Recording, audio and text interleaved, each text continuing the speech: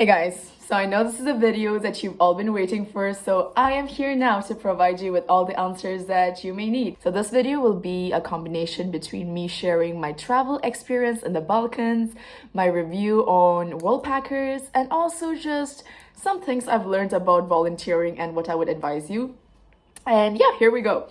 So the first question I received from you guys when I asked on my Instagram stories is, what is Worldpackers exactly? Worldpackers is a platform that connects travelers or volunteers like you and me with volunteering hosts. So the host could be owners of hostels or maybe even like their own houses or gardening spaces, and they are looking for people who's willing to sacrifice a minimum of at least 2 weeks of time. So that's the requirement on Worldpackers. You have to volunteer for a minimum of 2 weeks, and they're looking for people who can sacrifice their time to just kind of help around. I will focus more on just volunteering in hostel throughout the video, just because that was the experience that I had. Now, to join Worldpackers, you have to make a one-time payment of $49, if I remember correctly, and that is to guarantee you can connect with any host during the 12 months membership. And after you make the payment, immediately you get access to your account and you can look for countries that you would want to travel to and look for opportunities within those countries. Worldpackers is very diverse. That includes a variety of countries in different continents. So whichever place you may be interested in, there is possibly an opportunity on the site. So that will lead us to the next part. And a lot of you guys are concerned about visa, which I know, it could be a very hectic process when you're planning your travels. So what I did is I hold Chinese passport, and I did my research on which are the countries that allow Chinese nationals to get free visa access, or at least like visa on arrival or e-visa, or just as simple of a process as possible, because I cannot imagine preparing 12 documents and going to the embassy and then having to plan my whole trip. So I made a list of places I wanted to go to and also which season I would be traveling to. So I traveled around autumn season for the volunteering experience, and I knew the Balkans would be a nice place to kind of see the leaves changing colors, experience a bit of rain, but still not too cold in a way that I can still wear all my summer clothes. And Serbia was one of the countries that was at the top of my list, and I sent in a request to at least 3 hosts. I got back from 2 of them, but one, they already had enough volunteers and they were asking me if I wanted to come in future months, which I really like the opportunity, but I wanted to also like travel ASAP because your girl loves traveling and I just couldn't wait. And the other one, I kind of like spoke to them. They asked me a few questions about myself, what I wanted to kind of accomplish there and what would I consider to be a rewarding experience. We had a little chat with the host and they were like, perfect, let us know when's your day of arrival. And the whole communication process was really fast. They even gave me a step-by-step guide on how I can travel from the airport to the hostel without any complication. And also the good thing about Worldpackers is that it does background verification checks on people who want to put up opportunities on the site, so it's a trusted site. And yeah, just like, having Worldpackers on your side when you're traveling to new places kind of makes me feel a bit easy. It feels like there's a company on my back, so in case of anything, at least there's somebody I could talk to about my issues. The next question you guys have is the fees and budgeting. So we already talked about, the visa fee process. Like, I would just recommend you to look for places that are visa free. And the ticket, of course, you would have to pay for yourself. Now, again, depending on the opportunity you apply for, different hosts provides different set of rewards for you. So I volunteered in 2 places in the last 2 months. One was in Belgrade hostel and one was in a Tirana hostel.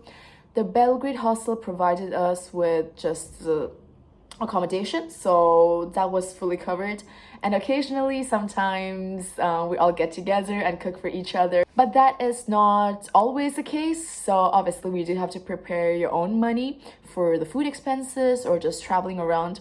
The Belgrade hostel was very close to the city center. It was like 5 minutes walk. I didn't really find it expensive to commute around, and also with Belgrade, people be going on the bus without paying, which is not legal and not something that should be done, but everybody does it. Transportation expenses wasn't a headache over there. I just mainly spent my money on food. Now, with the experience in the Tirana hostel, breakfast was included. So the host would sometimes appoint one volunteer per week to do grocery shopping for the rest of the gang. And we can request for things like rice, corn, tomato paste, and salt, pepper, all the cooking ingredients, and just like basic vegetables and fruits. So those are things that the host is just already paying for us. I'm kind of lazy when it comes to cooking, so I didn't really eat much in the hostel, but if I wanted to, I could have. Worldpackers also provide a lot of articles on how you can plan your budgets and just what other money that you should be having with you. So definitely do read up on these articles, but always make sure you carry more than you're required to. It's always better to have money to take back home than to have no money when you're traveling and go starvation mode. That's what the work nature was like and the people around my volunteering and also just the hostel environment. So I stayed in Belgrade for a whole month, and my work was just kind of helping around the hostel space, like making the beds, cleaning the toilets, the kitchen, and changing the bed sheets, ensuring that the space was always neat and clean for our hostel guests that we share the space with. So our shifts was divided between morning shift, afternoon shift, and evening shift, all of which last for 5 hours. So it's like 9 to 2, 2 to 7, 7 to 12. And at the beginning of every week, all the volunteers sit together and we kind of just decide, come to an agreement of the shifts that we wanted.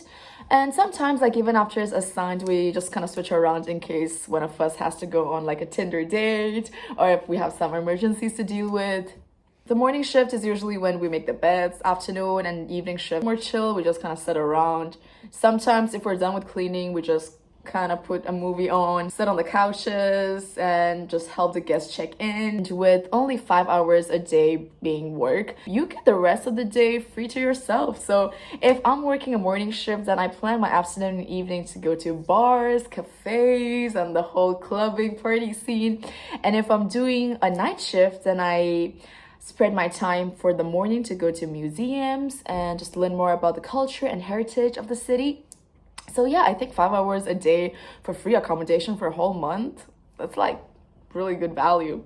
And coming into the stay. So the stay, we lived in the dormitory system, of course. My Belgrade experience, I stayed in one of the bunk beds, but with my Tirana experience, I stayed in one of the hostel rooms provided for us where I only had one roommate. So it was really nice just having one person with me. And we both were really heavy sleepers as well. So being in the same room was just the perfect combination. She could be snoring, I could be snoring. We both still managed to get good hours of sleep.